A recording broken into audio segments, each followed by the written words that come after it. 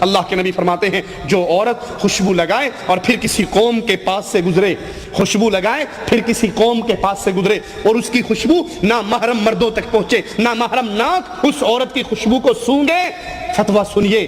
امام کائنات کا، امام اعظم کا، امام الانبیاء کا، محمد الرسول اللہ کا، اللہ کے نبی اس عورت کے بارے میں کیا کہہ رہے ہیں جو خوشبو لگا کے اپنے گھر سے نکلتی ہے، غیر مرد عورتوں، غیر مردوں کے پاس سے گزرتی ہے، اس کی خوشبو ان غیر مردوں کے ناکوں میں پہنچتی ہے، اللہ کے نبی فرماتے ہیں فَهِيَ زَانِيَةٌ زَانِيَةٌ زانیہ، یہ بدکار ہے، بدکار ہے، بدکار ہے۔ لیکن بیوی تیری چوڑیاں پہن کر، زیور پہن کر، میک اپ کر کے شادی حال میں جا رہی ہے، غیر مردوں کے پاس سے گزرتی ہے، ارے گزرتی ہی کہاں ہے، شادی ہال کے اندر کھانا سرو کرنے والے غیر مرد ہیں، بیرے آ کر ان کے سامنے کھانا رکھتے ہیں، دیوس اپنی بیوی کو غیر مردوں کے سامنے چھوڑ دیتا ہے، وہ اس سے ڈیمانڈ کرتی ہے، وہ سالن ختم ہونے پہ ٹرے لا کے اس کے سامنے رکھتا ہے۔ محمد الرسول اللہ صلی اللہ علیہ وسلم فرماتے ہیں جو عورت خوشبو لگا کے گھر سے نکلتی ہے غیر محرم مردوں تک اس کی خوشبو پہنچتی ہے، فَهِيَ زَانِيَةٌ زَانِيَةٌ زانیہ، یہ بدکار ہے، بدکار ہے، بدکار ہے۔ اللہ کے لیے اپنے گھروں کو بدلو، اللہ کے لیے اپنی عورتوں کی اصلاح کرو۔